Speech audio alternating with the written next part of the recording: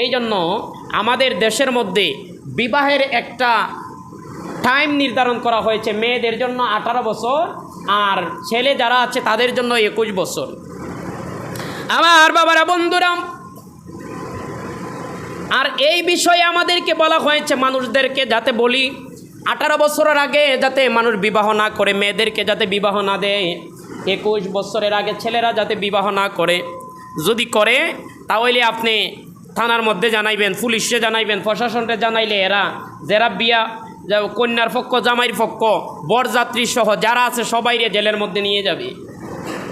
আমার বাবারা বন্ধুরা, এই সিস্টেমটা বাংলাদেশ সরকার কেন করেছে? যাতে মা এবং ওই সন্তান যাতে কোনো স্বাস্থ্য ঝুঁকির মধ্যে না পড়ে। সন্তান জন্ম দিতে গেলে যদি মেয়েটার বয়স যদি অল্প হয় তাহলে অনেক মা ডেলিভারির সময় মারা যায়। এই জন্য তারা এই পদক্ষেপগুলো নিয়েছে। আমার বাবারা বন্ধুরা, সব মানুষের বডি, সব মানুষের শরীর কিন্তু একরকম নয়।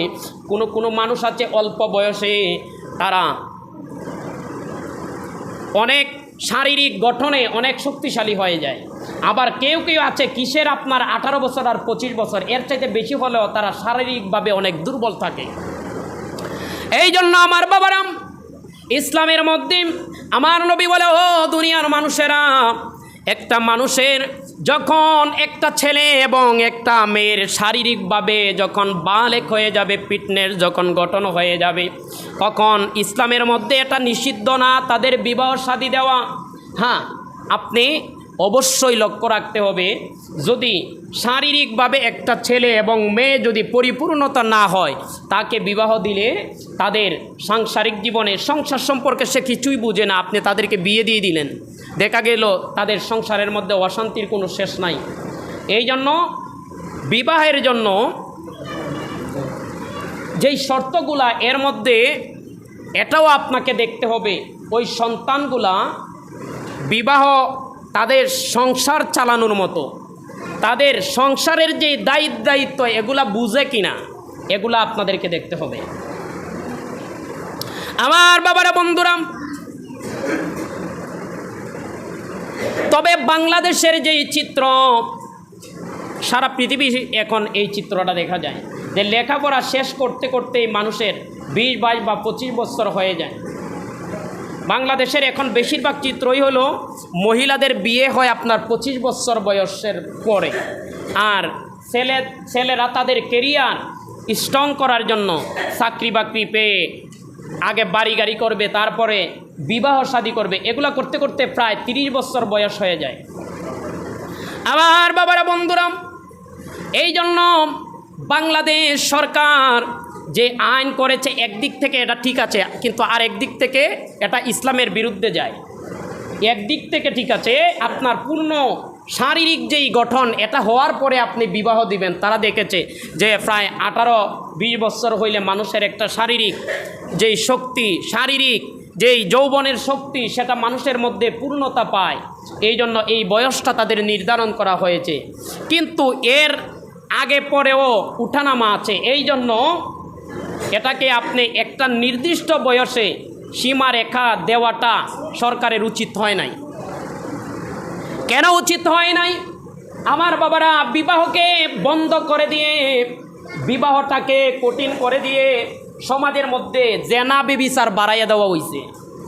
এই যে আপনার ইউরোপ কান্ট্রি, বিভিন্ন উন্নত কান্ট্রিগুলোর মধ্যে আপনার প্রাইমারি স্কুলে গেলে ওই এরারে মায়াবুড়ি খাওয়ায়, হয় যাতে গর্ভের মাঝে কোনো সন্তান নাই। এর মানে আকাম কুকাম যা আছে করতে পারবা, কোনো সমস্যা নাই।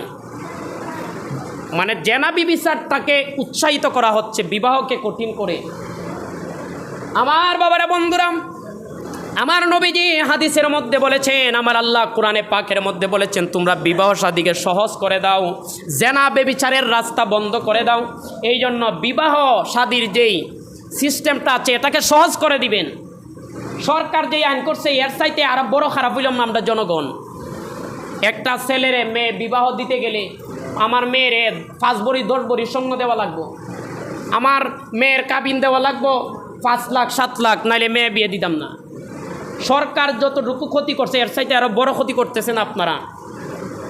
একটা ছেলের বাৎসরিক আয় কত, সারা জীবনে সে রুজি করে কত, আপনি যে তার উপরে 5 লাখ 7 লাখ কাবিনের টাকা দিয়ে দিলেন, আপনি যে তার উপরে 5 ভরি 6 ভরি স্বর্ণের একটা, সে কিন্তু এখন ঘরের বাদ পানি জুগাইতে ওই তার টানাটানি, কিন্তু ছেলে বালা এই জন্য আমরা সারি না, কিন্তু কত ভরি স্বর্ণ না দিলে বিয়াও দিতাম না, কত লাখ টাকা কাবিন না দিলে বিয়াও দিতাম না, বাজার ওই তুইব 1 লাখ 1.5 লাখ নাহলে বিয়া দিতাম না। এটা যারা টাকাওয়ালা আছে তাদের মধ্যে তো এটা কোনো ব্যাপার না, কিন্তু এগুলা দেখেন আজকে সমাজের রঞ্জে রঞ্জে পৌঁছে গিয়েছে। ভাত খাইতে পারে না, ভাতের যোগান দিতে পারে না ঘরের মধ্যে, আর্থিক অভাব। কিন্তু এই ছেলেগুলাও এখন বিবাহ শাদী করতে গেলে এই জটিলতার মধ্যে পড়তে হয়। আপনার একটা বিবাহ শাদী গাইতে যদি 8-10 লাখ টাকা চলে যায়, 5-7 লাখ টাকা চলে যায়, তাহলে তার সারা জীবনের রুজি কত, সে কীভাবে চলবে? এই জন্য আপনাদেরকে বলবো এই বিষয়গুলো একটু সহজ করেন, না হলে ইসলাম মুসলমান হয়েও আমরা ইসলামের দুশ্মন হয়ে যাচ্ছি। আল্লাহ বলেন বিবাহকে সহজ করে দাও, আপনি এগুলার জটিলতা বাড়াই দিয়া বিবাহ শাদীকে, এখন বিবাহ শাদীর কথা শুনলে ছেলে মেয়ে ভয় পায়, এই জন্য এগুলাকে সহজ করতে হবে। এগুলা নিয়ে বিবাহ শাদীর যেই কোয়ালিটি, এগুলার মধ্যে প্রথমে দেখবেন পরিবারটা বালানি, ছেলে মেয়ে বালানি, এগুলা আগে প্রাধান্য দিবেন। টাকা পয়সার ব্যাপার এগুলা পরে, শুধু টাকা পয়সার পিছনে দৌড়ে আজকে সমাজটা নষ্ট হয়ে যাচ্ছে, এগুলা স্থায়ী নয়। এই জন্য সংসারে সংসারে অশান্তির সৃষ্টি হচ্ছে, এগুলা আমাদেরকে বুঝতে হবে। আপনাদেরকে সর্বশেষ যে মেসেজ সেটা হলো আপনারা বিবাহ শাদীকে সহজ করেন, এত জটিলতায় যায়েন না। এত জটিলতায় যাবেন আপনি মুসলমান হয়েও ইসলামের দুশ্মন হয়ে যাচ্ছেন। এই জন্য আল্লাহ রাব্বুল আলামিন আমাদেরকে জেনা বিবেচার বন্ধে এবং বিবাহ শাদী সহজকরণের লক্ষ্যে কাজ করার তৌফিক দান করেন। সবাই বলেন আমিন। ওয়া আখিরি দাওয়ানা আনিল হামদুলিল্লাহি রাব্বিল আলামিন। আল্লাহুম্মা আমিন। আসসালাতু ওয়াসসালামু আলাইকা ইয়া রাসূলুল্লাহ, আসসালাতু ওয়াসসালামু আলাইকা ইয়া হাবিবাল্লাহ, আসসালাতু ওয়াসসালামু আলাইকা ইয়া শাফিয়াল মুজনিবিন, আরিনি বিজামালিকা ইয়া রাহমাতাল লিল আলামিন, ইয়া রাব্বাল আলামিন, ইয়া রাব্বি কারীম মালিক মাওলা। আয় আল্লাহ, পবিত্র রবিউল আউয়াল মাস, আল্লাহ তোমার হাবিবের শানে, তোমার হাবিবের নিয়ে আসা ইসলামের শানে যা কিছু আলোচনা করলাম, মাওলা ভুল বিয়াদবি ওয়াকিয়া মাফ করে দিয়ে তোমার দরবারে কবুল করে না। ও মনিব মাওলা, আমরা যে তোমার দরবারে আজকে তোমার গোলামি করার জন্য হাজিরে দিয়েছি, আমাদের গোলামি তোমার দরবারে কবুল আর মঞ্জুর ফরমাও। আমরার জীবনের গুনাহগুলি মাফ ফরমাও। আয় আল্লাহ রাব্বুল আলামিন, আমরার মধ্যে যারা বেমারি অসুস্থ আছেন, আমরার বেমারগুলা তুমি দূর করে দাও। আল্লাহ তোমার এক বান্দা হসপিটালে অসুস্থ হয়ে আছেন, আল্লাহ দোয়া চেয়েছেন, মাওলা তোমার বান্দারে শেফায়ে কামিলা আজেলা দান করে দাও। অমনিব তোমার আরেক বান্দা মিলাদের ব্যবস্থা করেছে, আল্লাহ দোয়া চেয়েছে, তোমার বান্দার মনের মকসুদ তুমি মঞ্জিলে পৌঁছায়া দাও। যে যে জটিলতার মধ্যে আছে মাওলা, তোমার দরবার থেকে সমস্ত জটিলতা দূর করে দাও। আয় আল্লাহ, কঠিন কঠিন বেমার, আল্লাহ কঠিন কঠিন আফত বিপদ বালা মুসিবত দিয়ে আমরা তুমি বিপদে ফেলাইও না। আমরা জানি আমরা পাপিষ্ট, আমরা জানি আমরা গুনাহগার, আল্লাহ তারপরেও তোমার গোলাম, তুমি যদি আমরা হেদায়েতের পথ না দেখি যদি আল্লাহ তোমার গজব দিয়ে আমরারে তুমি আক্রমণ করো, আল্লাহ আমরা তো ধ্বংস হয়ে যাব মাওলা। আয় আল্লাহ রাব্বুল আলামিন, আমাদের মধ্যে পরিপূর্ণ মুসলমানিত্ব গ্রহণ করার তৌফিক দান ফরমাও। ও দয়াল মাওলা, বাংলাদেশের উপর তুমি খাস রহমতের ঝড়ি নাজিল ফরমাও। ফিলিস্তিনের মুসলমানগুলিকে তুমি হেফাজত ফরমাও আল্লাহ। আয় আল্লাহ, জালিমদের উপরে মজলুমদেরকে তুমি বিজয় দান করে দাও। বিওসিলাতিল মুস্তাফা লা ইলাহা ইল্লাল্লাহু মুহাম্মাদুর রাসূলুল্লাহ সাল্লাল্লাহু আলাইহি ওয়াসাল্লাম। আসসালামু আলাইকুম ওয়া রাহমাতুল্লাহি তাআলা ওয়া বারাকাতুহু। ওয়া রাহমাতুল্লাহি তাআলা ওয়া বারাকাতুহু। আসসালাতু ওয়াসসালামু আলাইকা ইয়া রাসূলুল্লাহ, আসসালাতু ওয়াসসালামু আলাইকা ইয়া হাবিবাল্লাহ, আসসালাতু ওয়াসসালামু আলাইকা ইয়া শাফিআল মুজনিবিন, আরিনি বিজামালিকা ইয়া রাহমাতাল লিল আলামিন। الحمد لله رب العالمين والصلاة والسلام على من كان نبيا وآدم بين الماء والطين وعلى آله وأصحابه وأهل بيته وأولياء أمته وعلماء أهل سنته أجمعين اللهم صل على سيدنا مولانا محمد وعلى آله مولانا আর মোহাব্বতে আল্লাহুম্মা সাল্লি আলা সাইয়্যিদিনা মাওলানা মুহাম্মদ ওয়া আলা আলি সাইয়্যিদিনা মাওলানা। দিনে দিনে যাচ্ছে বেড়ে জুলুসের সংখ্যা, দিকে দিকে বাজে দেখো নবীজির ডঙ্কা। আজো যারা গুমরাহিতে, আজো যারা গুমরাহিতে আছো গো নিশ্চুপ, কাঁদবি তোরা একদিন ঠিকই চাপড়ে চাপড়ে বুক। আল্লাহুম্মা সাল্লি আলা মাওলানা মুহাম্মদ ওয়া আলা আলি সাইয়্যিদিনা মাওলানা। নবীর আশিকে দলবাদিয়া আওলাদে নবীর চৌদিকে ঘুরে ঘুরে নাত পড়ে তারা সালাম জানাই নবীকে। এমন দৃশ্য দেখেও যারা, এমন দৃশ্য দেখেও যারা ফিরিয়ে নেই মুখ, কাঁদবি তোরা একদিন ঠিকই চাপড়ে চাপড়ে বুক। আল্লাহুম্মা সাল্লি সাইয়্যিদিনা মাওলানা মুহাম্মদ ওয়া আলা আলি সাইয়্যিদিনা মাওলানা।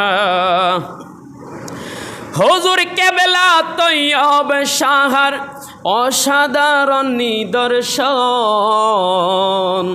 গৌসিয়া কমিটি বাংলাদেশ করে দিলেন গঠন। মানব কল্যাণে তারা, মানুষের কল্যাণে তারা খুঁজে পায় রে সুখ, কাঁদবি তোরা একদিন ঠিকই চাপড়ে চাপড়ে বুক। আল্লাহুম্মা সাল্লি আলা সাইয়্যিদিনা মাওলানা মুহাম্মদ ওয়া আলা সাইয়্যিদিনা মাওলানা। লা ইলাহা ইল্লা জোড়ে লা ইলাহা ইল্লা আর জোরে লা ইলাহা ইল্লাহু লা ইলাহা ইল্লাহু লা ইলাহা ইল্লাহু লা ইলাহা ইল্লাহু লা ইলাহা ও লা ইলাহা ইল্লাহু লা ইলাহা ও লা ইলাহা হায়াতের মালিক যেই আল্লাহ, জমিনের মালিক সেই আল্লাহ, রিজকের মালিক সেই আল্লাহ। লা ইলাহা ইল্লাল্লাহ লা ইলাহা লা ইলাহা ইল্লাল্লাহ লা ইলাহা সুবহানাল্লাহ আলহামদুলিল্লাহ বলো সুবহানাল্লাহ আলহামদুলিল্লাহ লা ইলাহা ইল্লাল্লাহ বলো লা ইলাহা ইল্লাল্লাহ লা ইলাহা ইল্লাল্লাহ লা ইলাহা ইল্লাল্লাহ লা ইলাহা লা ইলাহা দিনে বলো এক আল্লাহ, রাতে বলো এক আল্লাহ, তোমার জিকির আল্লাহ আল্লাহ, আমার জিকির আল্লাহ আল্লাহ, বলো লা ইলাহা ইল্লাল্লাহ, লা ইলাহা লা ইলাহা ইল্লাল্লাহ, লা ইলাহা ইল্লাল্লাহ, লা ইলাহা। তোমার মালিকে আল্লাহ, আমার মালিকে আল্লাহ, সবার মালিকে আল্লাহ, নেই কোনো মাবুদ আল্লাহ ছাড়া, বলো লা ইলাহা ইল্লাল্লাহ, লা ইলাহা ইল্লাল্লাহ, লা ইলাহা লা ইলাহা ইল্লাল্লাহ, লা ইলাহা ইল্লাল্লাহ, লা ইলাহা লা ইলাহা ইল্লাল্লাহ, লা ইলাহা লা ইলাহা ইল্লাল্লাহ মুহাম্মাদুর রাসূলুল্লাহ সাল্লাল্লাহু তাআলা আলাইহি ওয়াসাল্লাম। মাওলায়া সাল্লি ওয়া সাল্লিম দাইমান আবাদান আলা হাবিবিকাল খায়রিল খালকি কুল্লিহি।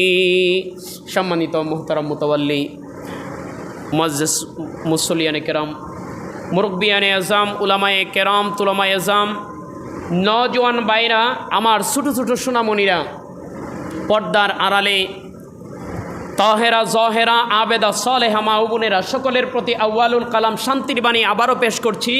আসসালামু আলাইকুম ওয়া রাহমাতুল্লাহি তাআলা ওয়া বারাকাতুহু। মালিকের দরবারে শুকরিয়া জ্ঞাপন করি যে মহান রব তাআলা মালিক আমাদেরকে, আল্লাহ রব্বে করিম আমাদেরকে আল্লাহর ঘর, জুমাঘর, পবিত্র মসজিদ বাইতুল্লাহ আমাদেরকে আল্লাহর কুদরতি কদমে সেজদা দেওয়ার মতো সুযোগ করে দিয়েছেন। এই জন্য সবাই কণ্ঠের আওয়াজ ছেড়ে দিয়ে ইমানি পাওয়ার দিয়ে একবার বলি আলহামদুলিল্লাহ। আরও শুক্রিয়া আমাদের আকা মৌলা নবিয়না হাবিবেনা তবিবেনা রাহমাতুল্লিল আলামিন নবীর কদম মুবারকে আবারও শুক্রিয়ার বাণী জ্ঞাপন করি, বলি আলহামদুলিল্লাহ। আমার বাবারা, রবিউল আউয়াল মাসের আজকে দ্বিতীয় দিন, পবিত্র রবিউল আউয়াল মাসের আজকে 2 দিন এবং প্রথম জুমা। এই জুমাটা হলো রবিউল আউয়াল মাসের পহেলা জুমা। হুজুর পুর নূর সাল্লাল্লাহু আলাইহি ওয়াসাল্লাম, নূর নবী মুহাম্মদ রাসূলুল্লাহ সাল্লাল্লাহু আলাইহি ওয়াসাল্লাম এর আলোচ্য বিষয়, ওনার শান ও মান নিয়ে আজকের জুমার আলোচ্য বিষয়। যেহেতু রবিউল আউয়াল মাস, এই মাসের 12 তারিখ আমাদের নবী দুনিয়াতে আগমন করেছেন, সবাই বলি মারহাবা। এই জন্য এই মাস জুড়ে নূর নবীর স্মরণে, নূর নবীর প্রশংসায়, নূর নবীর কৃতজ্ঞতায় শুকরিয়া হিসেবে আমার নবীজির মিলাদুন নবী আলোচনা হবে। আমার নবীজির মিলাদুন নবী, সিরাতুন নবী, দুইটা পাঠ আমাদের জন্য প্রয়োজন। মিলাদুন নবী না হইলে কিন্তু সিরাতুন নবী হইতো না। সিরাতুন নবী মানে নবীজির ইসলামী জীবন, নবীজির জীবন কাহিনী, নবীজি জন্মের পর থেকে আমার নবী উফাত বরণ করার আগ পর্যন্ত দুনিয়ার যে জিন্দিগি, 63 বছরের জিন্দিগি কাটিয়েছেন, ওটাকে বলা হয় সিরাতুন নবী। আমার নবীজির জীবনের চলা পেরা, উঠা বসা, এই সব কিছুর সমন্বয়ে নবীজির সিরাতুন নবী।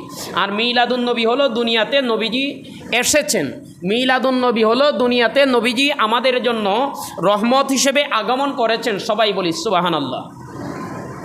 নবীজির প্রশংসায় আজকের খুতবাটার যে হাদিস এবং কথাগুলো সাজানো হয়েছে, এর বাংলা হলো, বন্ধুগণ, আল্লাহ পাক আপনাদিগকে রাসূলে পাক সাল্লাল্লাহু আলাইহি ওয়াসাল্লামের সম্মানের বদৌলতে সম্মানিত করুন। সবাই বলে না আমিন।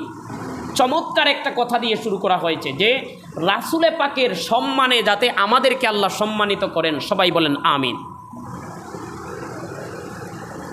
আদ্য আমি আপনাদের নিকট আল্লাহর বন্ধু হযরত মুহাম্মদ রাসূলুল্লাহ সাল্লাল্লাহু আলাইহি ওয়াসাল্লামের কথা বর্ণনা করিব, যাহার সম্বন্ধে আল্লাহ তাআলা বলিয়াছেন, হে মুহাম্মদ সাল্লাল্লাহু আলাইহি ওয়াসাল্লাম, হে হাবিব, আপনাকে সৃষ্টি করার উদ্দেশ্য না থাকিলে আমি আসমান জমিন সৃষ্টি করিতাম না।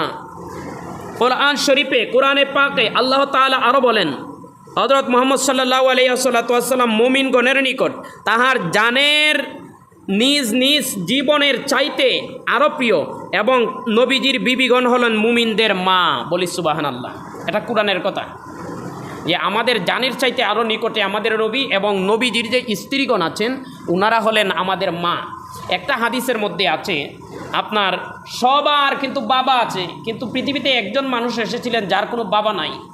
আপনারা বলতে পারেন সে কে? হজরতে আদম আলাইহিস সালাম। উনার বাবা নাই।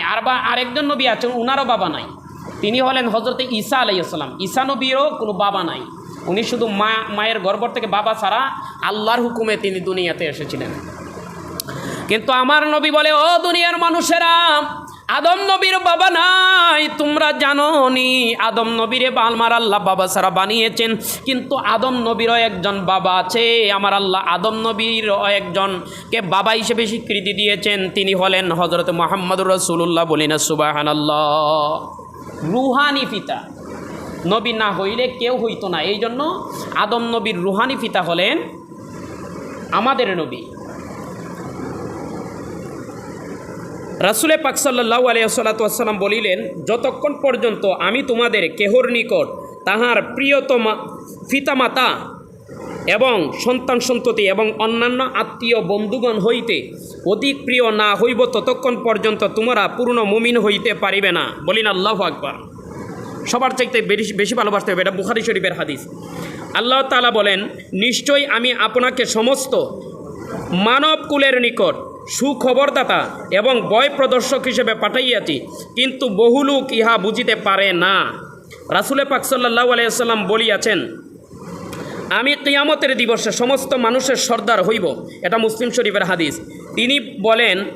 তিনি বলিলেন, হজরত আদম আলাইহিস সালাম যখন কেবল রুহু এবং মাটির মধ্যে শরীরের মধ্যে মধ্যস্থলে বিদ্যমান ছিলেন, এখন ওনাকে বানানো হয় নাই, তখনও আমি নবী ছিলাম। সবাই বলি সুবহানাল্লাহ। আদম নবী যখনও হয় নাই, ও এখনও উনাকে আল্লাহ বানান নাই, নবী বলে তখন আমি নবী ছিলাম। এই বিষয়টা নিয়ে কিছুদিন পর একটা আমাদের দেশের মধ্যে একটা আন্দোলন শুরু হয়ে যায়। কেউ বলে নবীজি 40 বছরের আগে নবী ছিলেন না, কিন্তু আমার নবী বলতেছেন এটা হাদিস। এটা এই যে আপনাকে আমি পড়ে শোনাচ্ছি, তিরমিজি শরীফের হাদিস। এটা যে নবী বলেন যে আদম নবীরে তখনও বানানো হয় নাই, তখন থেকে আমি নবী ছিলাম। তাহলে একথা বলার কোনো সুযোগ নাই যে নবী 40 বছরের আগে কোনো নবী 40 বছরে নবুয়তি পেয়েছিলেন, এর আগে নবী ছিলেন না, এই কথা বলা যাবে না।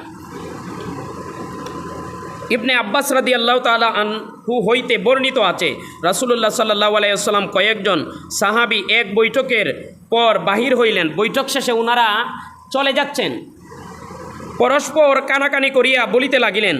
কেহ বলিতে লাগিলেন, আল্লাহ তাআলা ইব্রাহিম আলাইহিস সালাতু ওয়াস সালামকে বন্ধুরূপে গ্রহণ করিয়াছেন। আবার কেহ বলিতে লাগিলেন, আল্লাহ তাআলা মূসা আলাইহিস সালাতু ওয়াস সালামকে এর সঙ্গে কথা বলিয়াছেন। আবার কেহ বলিলেন, ঈসা আলাইহিস সালাতু ওয়াস সালাম আল্লাহ তাআলার রুহু এবং কালিমা। ওই যে বলছি ওনার বাবা নাই, আল্লাহর কুদরতে উনি সৃষ্টি হয়েছেন মায়ের গর্ভে। আবার কেহ বলিয়াছেন, আল্লাহ তাআলা আদম আলাইহিস সালাতু ওয়াস সালামকে পবিত্র বন্ধুত্ব দান করিয়াছেন। এমন সময় রাসূলে পাক সাল্লাল্লাহু আলাইহি ওয়াসাল্লাম তাদের নিকট আসলেন, উপস্থিত হইলেন এবং বললেন, আমি তোমাদের কথা এবং আশ্চর্যজনক কথাগুলি শুনিয়াছি। ইব্রাহিম আলাইহিস সালাম আল্লাহর বন্ধু ঠিক, মূসা আলাইহিস সালাতু ওয়াস সালাম মুক্ত নবী, এটাও ঠিক। হযরত ঈসা আলাইহিস সালাতু ওয়াস সালাম আল্লাহর দেওয়া খাস একটা রুহু এবং তাহারি কালেমা, এটাও ঠিক। আদম আলাইহিস সালাতু ওয়াস সালামকে আল্লাহ তাআলা পবিত্র বন্ধুত্ব দান করিয়াছেন, তাহাও ঠিক। তবে জানিয়ে রাখো, আমি তাহার মহাপ্রিয় বন্ধু হাবিব। সবাই বলি সুবহানাল্লাহ। ইহা আমার কোনো অহংকার নহে। আমি কিয়ামতের দিন লেওয়ায়ে হামদের প্রশংসিত জায়গার বাহক হইব। ইহার নিচে আদম আলাইহিস সালাতু ওয়াস সালাম এবং তার পরবর্তী সকল লোক থাকিবে। বলি সুবহানাল্লাহ। যত মানুষের তোমরা প্রশংসা করছো, আমারে আল্লাহ এমন একটা প্রশংসার জায়গা লেওয়ায়ে হাম দান করবে যে ওই লেওয়ায়ে হামদের সব প্রশংসিত লোক আইসা আমার আশ্রয়ে তারা আশ্রয় নিবে। বলি সুবহানাল্লাহ। এটা হলো আমার নবীর সম্মান। ইহা আমার কোনো অহংকার নহে, ফখর নহে। কিয়ামতের দিন আমি সর্বপ্রথম সুপারিশকারী হইব এবং আমার সুপারিশ সর্বপ্রথম আল্লাহ কবুল করিবেন। ইহা আমার কোনো ফখর নহে, অহংকার নহে। আমি সর্বপ্রথম বেহেস্তের দরজায় খটখটানি দিব, আমার জন্য সর্বপ্রথম বেহেস্তের দরজা খোলা হইবে এবং আমাকেই সর্বপ্রথম ইহাতে প্রবেশ করানো হইবে। ওই সময় আমার সঙ্গে গরিব মুমিন থাকিবে, ইহা আমার কোনো ফখর নহে।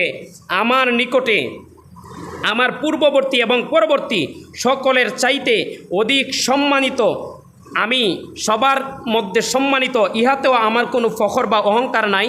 এটাও তিরমিজি শরীফের হাদিস, বলি সুবহানাল্লাহ। আমার বাবারা, বন্ধুরা, এটা হলো আমার নবীজির মিলাদের মাস, নবীজির শান মান এগুলা বর্ণনা করার মাস। আমার বাবারা, বন্ধুরা, আমার রব্বে কারীম কোরআনে পাকের মধ্যে সূরা ইউনূসের 58 নম্বর আয়াতে আমার আল্লাহ বলেন, উল বিফাদিলিল্লাহি ওয়া বিরহমাতিহি ফাবিযালিকা ফালইফরাহু। আমার আল্লাহ বলেন, আমার দুনিয়াতে যত রহমত পেয়েছো, যত বরকত পেয়েছো, যতগুলা নিয়ামত পেয়েছো, সবগুলা নিয়ামত পেয়ে তোমরা খুশি উদযাপন করো।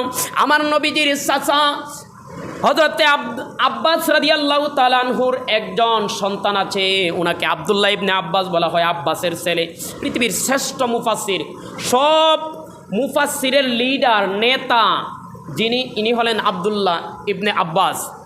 ইনি বলতেছেন, ও দুনিয়ার মানুষেরা, এই নিয়ামত দ্বারা আমার আল্লাহ বুঝিয়েছেন, আমার আল্লাহর কোরআনে পাক, আমার আল্লাহর কোরআনে পাক হলো আল্লাহর পক্ষ থেকে একটা বড় নিয়ামত। আবার ইসলামটাকেও বুঝিয়েছেন, ইসলাম আমাদের জন্য একটা বড় নিয়ামত। এই কোরআন পেয়ে আব্দুল্লাহ ইবনে আব্বাস বলে, মুফাসসিরিনে কেরাম বলে, রে দুনিয়ার মানুষেরা, দুনিয়াতে আমরা যে কোরআন নামক নিয়ামত পেয়েছি, আমরা যে ইসলাম নামক আল্লাহর দরবার থেকে আমরা যে ফদল পেয়েছি, অনুগ্রহ পেয়েছি, কোরআন নামের যেই রহমত পেয়েছি, এটা পাওয়ার পরে আমরা একদিন আর 2 দিন খুশি হব না। আমাদের যতদিন জীবন থাকবে, যতদিন আমাদের ভিতরে রুহটা থাকবে, যতদিন আমরা মুমিন মুসলমান থাকবো, ততদিন পর্যন্ত ইসলাম, আমরা মুসলমান হয়ে আমরা খুশি কিনা? আমরা সবাই খুশি। আবার ইসলামটাকে পেয়ে আমরা মুসলমান হয়ে, আল্লাহর শ্রেষ্ঠ কোরআন পেয়ে আমরা খুশি। এই খুশি কিন্তু 1 দিন আর 2 দিনের জন্য নয়। মুফাসসিরিনে কেরাম বলে, রে দুনিয়ার মানুষেরা, এই খুশি যতদিন তোমার ভিতরে মুসলমানিত্ব থাকবে, ততদিন তুমি খুশি হবা। আমার নবীকে আমার আল্লাহ রহমত বানাইয়া দুনিয়াতে পাঠিয়েছেন, এই খুশিটা তোমাদের জন্য 1 দিন আর 2 দিনের জন্য নয়। যেমন কোরআন আর ইসলাম পেয়ে তোমরা সারাটা জীবন তোমরা খুশি, আমার নবীকে পেয়ে কিয়ামত পর্যন্ত, এমনকি হাসরের ময়দানে, এমনকি জান্নাতে যাওয়ার পরেও নবীর উম্মতেরা খুশি থাকবে, বলি না সুবহানাল্লাহ।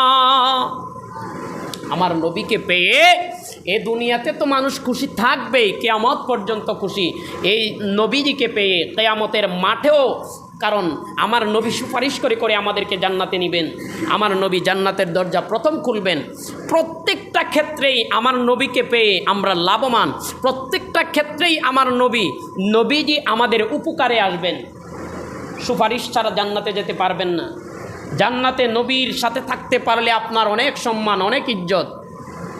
আমার নবীকে নিয়ে আমরা তখন গর্ব করব অন্যান্যদের মধ্যে, আমার নবীকে পেয়ে আমরা খুশি। এই জন্য এই খুশিটা শুধুমাত্র 12ই রবিউল আউয়াল নয়, এই মাস জুড়ে সারা জীবন, এই রবিউল আউয়াল মাস যখন আসে, তখন আমাদের এই খুশি, আমাদের এই আনন্দর যে স্পিরিটটা, এটা আরও বহু থেকে বহু গুণে বেড়ে যায়, বলি না সুবহানাল্লাহ। কারণ এই দিন আমার নবী দুনিয়াতে আগমন করেছিলেন। আমরা শুধু নবীকে পেয়ে 1 দিন আর 2 দিন খুশি না, সারা বছর সারা জীবন আমাদের নবীকে নিয়ে আমরা খুশি। আর এই রবিউল আউয়াল মাসটা যখন আসে, তখন এই স্পিরিটটা আরও বেড়ে যায়। আমার বাবারা, বন্ধুরা, আমার নবীর অনেক সম্মান, আমার নবীর অনেক সম্মান, এগুলো আমরা বর্ণনা করব। কিন্তু পাশাপাশি আমার নবীকে যারা নিয়ে গালমন্দ করে, আমার নবীর সম্মান যারা খাটো করে, এগুলার প্রতিবাদ করাও এই মাসের মধ্যে গুরুত্বপূর্ণ একটা দায়িত্ব। আপনি এগুলার প্রতিবাদ করবেন। নবীর আপনি তো প্রশংসা করবেনই, আপনার নবীকে, আমাদের নবীকে খাটো করার জন্য যারা অপমানজনক কথা বলে, নবীকে যারা ব্যঙ্গ করে, তাদের বিরুদ্ধেও আপনার অ্যাকশন থাকতে হবে। তখন আপনার চতুর্দিকে আমার নবীজির শান ও মান প্রচার করতে গিয়ে আমাদের ভূমিকা যখন থাকবে, তখন আমাদের এই নবীজির মিলাদুন নবী সিরাতুন নবীর অবস্থানটা পরিপূর্ণভাবে পরিপূর্ণতা লাভ করবে। আমার বাবারা বন্ধুরা, এই জন্য আমরা সব কিছু করব। আমার নবী যতগুলা অর্ডার দিয়েছেন, আমার নবী যতগুলা নির্দেশনা দিয়েছেন, আমার নবী যেভাবে আমাদেরকে চলার জন্য বলেছেন, সব কিছুকে নিয়ে আমরা আগানোর চেষ্টা করব। আল্লাহ আমাদের সকলকে তৌফিক দান করেন, সবাই বলেন আমিন। আমার বাবাজিরা বন্ধুরা, আজকের আরেকটা আলোচ্য বিষয় হলো ইসলামী ফাউন্ডেশন কর্তৃক প্রাক যেই খুতবা, ওটার মধ্যে আরেকটা আলোচ্য বিষয় হলো বাল্য বিবাহ। আমার বাবারা বন্ধুরা, আমার নবী একটা বাল্য বিবাহ করেছিলেন। আমার নবী যে বাল্যকালে বিবাহ করেছেন যে স্ত্রী, ওই স্ত্রীর নাম হলো হযরতে আয়েশা সিদ্দিকা রাদিয়াল্লাহু তাআলা আনহা। বলিনা সুবহানাল্লাহ। আমাদের সমাজে অনেক কুলাঙ্গার আছে, আমাদের সমাজের মধ্যে অনেক নবীর বিদ্বেষী দুশ্মন আছে। তারা বলে আমার নবী নাকি বাল্য বিবাহ করেছেন। হযরতে আয়েশার বয়স মাত্র ছিল 6 বছর বয়স যখন ওনাকে বিবাহ করেছিলেন। এই জন্য আমার নবীর সমালোচনা করে আমার বাবারা বন্ধুরা, মুসলিম শরীফের একটা হাদিস 6147 নম্বর হাদিস, ওই হাদিসের মধ্যে আমার নবী বলে, ও দুনিয়ার মানুষেরা, আমি যে হযরতে আয়েশা রাদিয়াল্লাহু তাআলা আনহাকে বিবাহ করেছি, এটা আমার কোনো সিদ্ধান্ত নয়, আমি নবীর সিদ্ধান্তে আমি বিবাহ করি নাই। এই বিবাহ আমাকে স্বয়ং আমার আল্লাহ বিবাহের প্রস্তাব দিয়ে বিবাহ করিয়েছেন। বলি না সুবহানাল্লাহ। আম্মা জান আয়েশাকে যখন আমার নবী বিবাহ করলেন, আমার নবী বলে, ও আয়েশা, আমি একদিন ঘুমায়ে গেলাম, আমি স্বপ্নে দেখি একটা রেশমের কাপড়ের মধ্যে পেঁচায়া একজন মহিলাকে আমার কাছে হাদিয়া স্বরূপ আমার আল্লাহ নিয়ে এসেছেন, ফেরেশতার মাধ্যমে পাঠিয়ে দিয়েছেন। আমি জিজ্ঞেস করলাম এটা কে? তখন ওই ফেরেশতা বলে, ইয়া রাসূলুল্লাহ, আমার রাব্বুল আলামিন এই রমণীকে, এই কম বয়সী রমণীকে আমার আল্লাহ আপনার সাথে বিবাহ দেওয়ার ঘোষণা দিয়েছেন। বলি না সুবহানাল্লাহ। আমার নবীজি একদিন এই স্বপ্নটা দেখলেন, দেখার পরে আমার নবী এই রেশমের কাপড়টা তিনি খুললেন, খুলে দেখেন হযরতে আবু বকর সিদ্দিক রাদিয়াল্লাহু তাআলা আনহুর মেয়ে হযরতে আয়েশা সিদ্দিকা রাদিয়াল্লাহু তাআলা আনহা ওই রেশমের কাপড়ের ভিতরে, যাকে আমার আল্লাহ আসমান থেকে ফয়সালা করে আমার নবীজির কাছে বিবাহের প্রস্তাব দিয়েছেন। আমার নবী বলে, আবার দ্বিতীয় দিন আমি ঘুমাইলাম, দ্বিতীয় দিন আবার দেখলাম ওই ফেরেশতা আমার কাছে ওই রেশমের কাপড়ের ভিতরে ওনাকে আবার পেঁচাইয়া আবার বললেন, আমার আল্লাহ আপনার জন্য উপহার পাঠিয়েছেন, এই কুমারী মেয়েকে আপনার জন্য, আপনার সাথে বিবাহ আমার আল্লাহর পক্ষ থেকে দিয়েছেন। আমার নবী আবার ওই রেশমের কাপড়টা খুলে দেখেন, আবার ওই আবু বকরের মেয়ে হযরতে আয়েশা সিদ্দিকা রাদিয়াল্লাহু তাআলা আনহা। এইভাবে পরপর আবার তৃতীয় দিন এই স্বপ্ন দেখলেন। আম্মা জান আয়েশা রাদিয়াল্লাহু তাআলা আনহাকে ঘটনাগুলি খুলে বললেন, আমার বাবারা, আমার এই দুনিয়ার মধ্যে অনেক মানুষ আছে, তারা বলে আমার নবী নাকি বাল্যকালে হযরতে আয়েশা রাদিয়াল্লাহু তাআলা আনহাকে বিবাহ করেছেন। এইভাবে আমার নবীকে অপবাদ দেয়। আমার আয়েশা রাদিয়াল্লাহু তাআলা আনহা ডেকে বলে, ও দুনিয়ার মানুষেরা, আমার আল্লাহর সন্তুষ্টির জন্য, আমার আল্লাহর বিধানগুলো মানার জন্য, রাসূলের বিধান মানার জন্য, যদি আমার আল্লাহর বিধান মানতে গিয়ে, আমার রাসূলের বিধান মানতে গিয়ে যদি দুনিয়ার কোনো মানুষ অসন্তুষ্ট হয়ে যায়, তোমার বিরোধী হয়ে যায়, জেনে রাখো, তুমি যদি মুসলমান হয়ে থাকো, তুমি যদি আমার আল্লাহকে খুশি করতে চাও, তাহলে দুনিয়ার কোন মানুষটা কি বললো এগুলা দেখা যাবে না, দুনিয়ার কোনো মানুষের কথা শোনা যাবে না, সব সময় পায়রুটি দিতে হবে আমার আল্লাহ এবং রাসূলের আদেশ এবং নিষেধ। বলি না সুবহানাল্লাহ।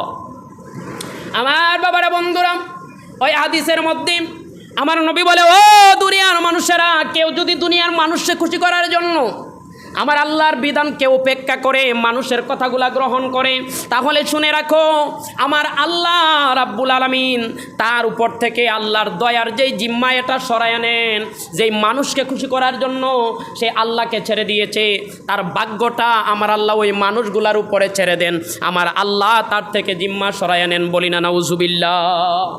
এই জন্য আমার আল্লাহ জানেন কোনটার মধ্যে কল্যাণ আছে, আমার আল্লাহ জানেন কোনটার মধ্যে মঙ্গল আছে। আল্লাহকে খুশি করতে গিয়ে যদি দুনিয়ার মানুষ বেজার হয়ে যায়, এতে তোমার দেখার কোনো দরকার নাই। আর যদি মানুষের খুশি করতে গিয়া যে আমি এই কথাটা বললে অমুক বেজার হয়ে যাবে, আমি এই কথাটা বললে অমুক অসন্তুষ্ট হয়ে যাবে, দেশের আইন প্রশাসন আমাকে জেল ফাঁসি দিবে, যদি তুমি এই রকম মনে করে যদি মানুষের সাথে চলে যাও, তাহলে আল্লাহর জিম্মা থেকে তুমি কি হয়ে যাইবা, আমার আল্লাহর জিম্মা থেকে তুমি মুক্ত হয়ে যাইবা মানুষের উপর। তখন দেখবা তোমার উপর বালা মুসিবত, আমার আল্লাহর জিম্মা থেকে যখন তুমি মুক্ত হয়ে যাবা, তখন তোমার যে কোনো বিপদ আপদে আল্লাহর সাহায্য তখন আর পাবা না। আমার বাবারা, বন্ধুরা, আমাদেরকে বলা হয়েছে বাল্য বিবাহ নিয়ে কথা বলার জন্য। আমার নবীজি সর্বপ্রথম যেই বিবাহটা করেছিলেন, 40 বছরের মহিলা হযরতে খাদিজা রাদিয়াল্লাহু তাআলা আনহা, মা খাদিজাকে, ওইটা কিন্তু বাল্য বিবাহ ছিল না। আমার নবীজির বয়স তখন ছিল 25, মা খাদিজার বয়স ছিল তখন 40। এই জন্য আমার নবী সর্বপ্রথম যেই বিবাহটা করেছেন ওইটা কিন্তু বাল্য বিবাহ ছিল না। আমার নবীজি নিজের ইচ্ছায় আল্লাহর হুকুমে আমার নবী যতগুলা বিবাহ করেছেন, 11টা মতান্তরে 13টা বিবাহর মধ্যে কোনো একটা বিবাহ বাল্য বিবাহ ছিল না। সর্বশেষে আমার নবীর বয়স যখন 52 বছর বয়স, ওই সময় আমার আল্লাহ মা আয়েশা রাদিয়াল্লাহু তাআলা আনহাকে আমার নবীজির সাথে বিবাহ দিয়েছেন। এটা আমার নবী নিজের ইচ্ছায় করেন নাই, আল্লাহর সন্তুষ্টির জন্য করেছেন। বলি না সুবহানাল্লাহ।